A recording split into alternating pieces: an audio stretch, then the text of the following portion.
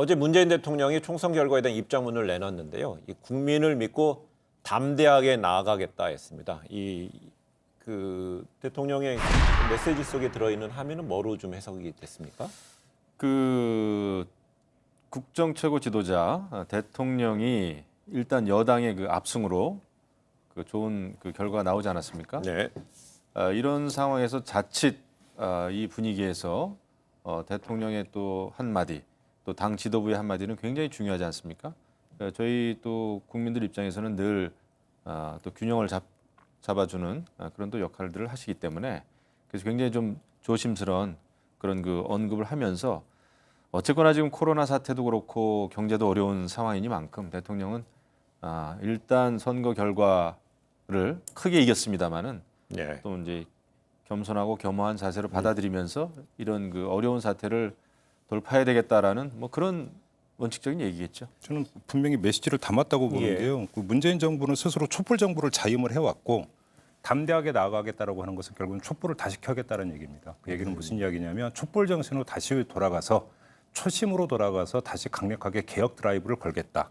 이런 어떤 그 뜻으로 읽는 게 이제 맞는 것 같고요. 물론 그렇다고 해서 지금 뭐 당장에 또 현안이 되어 있는 코로나 방역이라든지 그에 따른 경제난을 소홀히 하겠다는 건 아니고 이걸 놓쳐버리면 개혁 동력은 다시 떨어지는 것이기 때문에 이건 기본으로 가져가면서 그러면서도 다시 어떤 개혁 드라이브를 걸어서 네. 촛불 정신을 결국 완성을 시키겠다.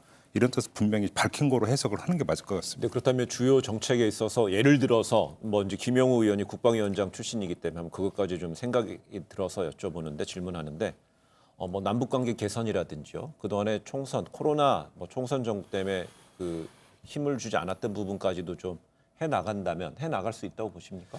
지금 이제 국회 안에서 할 수 있는 일은 할 수 있는 힘은 생겼어요. 예. 왜냐하면 압도적인 숫자 면에서는 지금 압도적이지 않습니까? 그 범여권 그 후보들이 다 당선이 됐고 190석 정도 되기 때문에 이 법률 차원에서는 못할 것이 없습니다. 솔직히 지금 이제 민주당이 마음만 먹으면 모든 법안을 국회에서 다 통과시킬 수가 있어요.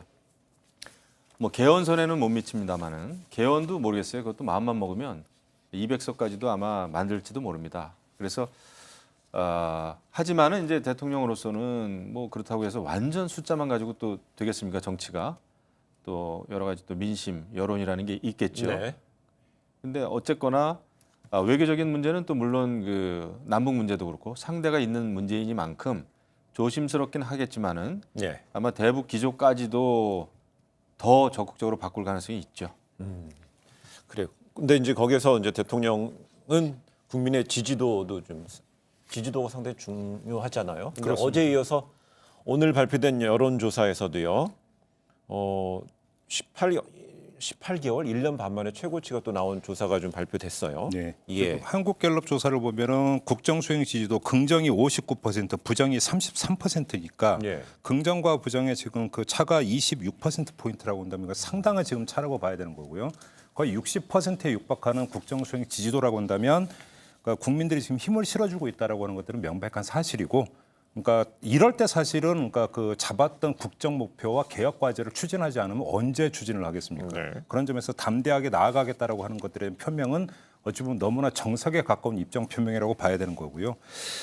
문제는 이런 게 있는 것 같습니다. 그러니까 그 180석 이야기를 참 많이 하고 있는데 사실은 뭐 처음 벌어지는 일이 아니에요. 그러니까 2008년에 18대 총선 때 그때 뭐 그 한나라당 친박연대 무소속연대로 갈리기는 했지만 그러니까 요즘 그러니까 그 당시의 범 여권으로는 180석이 훌쩍 넘었었어요. 아마 기억을 잘 하시겠지만. 그러니까 그래서 뭐 친이와 친박이 싸우기로 했지만 그건 정치적인 싸움이었고 국정 수행에 있어서는 뭐 다른 목소리가 별로 없었거든요. 그래서 그냥 밀어붙이다가 뭐가 터졌습니까? 쇠고기가 터졌고 촛불이 켜졌습니다. 그러면서 사실은 이명박 정부가 너무나 어떤 그 드라이브를 걸다가 오히려 국민적 저항에 봉착을 했던 경우가 있는 건데 가장 중요한 것은 국민적 지지거든요. 네. 그러니까 180이라는 숫자에 의존해서 가져가는 게 아니라 이 180이라고 하는 것은 견인차고 뒤에서 밀어주는 국민적 지지라고 하는 것이 또한 뒷받침이 돼야만이 비로소 180이라는 숫자가 정당성을 갖는 건데 그 국민이 열망하는 개혁 과제에 얼마나 부응해서 국정 목표를 정확히 잡고 타임 스케줄을 짜서 가져가느냐. 네. 결국 이게 정치력의 문제일 것이고 국정 수행 능력의 문제일 거다 이렇게 정리를 해야 될 것 같아요. 그 지금 굉장히 중요한 지적을 해주셨는데 저는 이제 그런 게 좀 염려가 되는 거예요. 국회 의석수는 어차피 지금 크게 이제 차이가 났죠. 여야 차이가 굉장히 났습니다. 그럼에도 불구하고 이제 지역구 그 후보들에 대해서 유권자들이 던진 그 표, 예. 그 지지율을 보면은 8% 차이예요.